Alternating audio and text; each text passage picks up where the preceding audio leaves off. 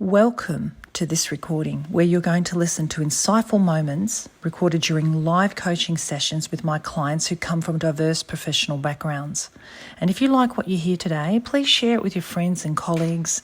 And remember to hit the subscribe button now and ensure that you never miss any other episode. Thank you. So one of the ways to make our voice more powerful is to connect it to the words that we're speaking by using the tone of our voice. And what I mean by that is to become aware of using different tones for different messages.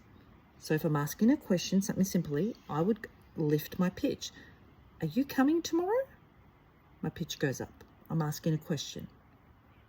But when I'm definite, and I need to put that power in what I say, or the authority, I would go deeper. Like, look everybody, I already spoke about this yesterday, and we are not going to take this any further.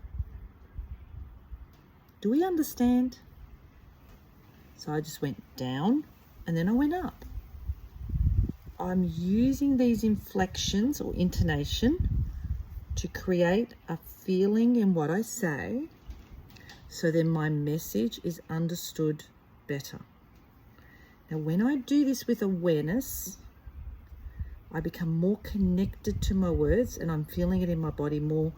I'm using all the power I have, my verbals and non-verbals, to communicate a message so that I'm understood and heard and don't have to repeat myself. Because they didn't just hear the words, but they felt what I said. People always remember remember how you made them feel more than what you said. Angela Mayu said that. It's a quote. So the only way you can learn this is by listening to a recording of yourself and deliberately practicing it. Because the reality is our voice is a habit. We create a habit the way we speak. It's been passed on to us by parents, our teachers. We've always spoken like that. And people will say, that's just my voice. That's how I speak. Well, I would say it's most likely your habit, not necessarily your natural voice. We all have deep tones and high tones for survival. We can use our voice in different ways to communicate messages. However, we lose that confidence over time. We don't take that risk of changing our voice. We get used to it. It becomes a habit. We're not aware. We're focused more on words rather than tone. All of that affects our exploring of effective communication. Here, in this case, we're talking about non-verbal aspects of our voice tone. So, how to practice a deep voice if you're not used to it and you don't usually use a deep voice. And this is for male or female, because there are male voices with high pitches and there are female voices with high pitches. So it's not about male and female, but it's more what we're used to and the vibrations in our head. And the voice that comes in our ears and in our head is very different to the voice that comes out once it's recorded on the outside. Okay, so one of the ways for the low voice, put your hand on your chest and you might go, really feel that vibration in your chest. And then for a higher voice, it feels like it goes to your head. And so that's why some of the terms we use in singing is head voice, chest voice. And somewhere in the middle is a bit of everything. So the chest voice is deliberately dropping the ends of the sentence. So I'm not coming tomorrow, okay? I have decided I'm not coming.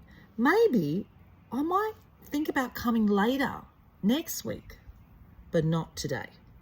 So see, I'm using my voice to change even not so much to change, but to really create meaning.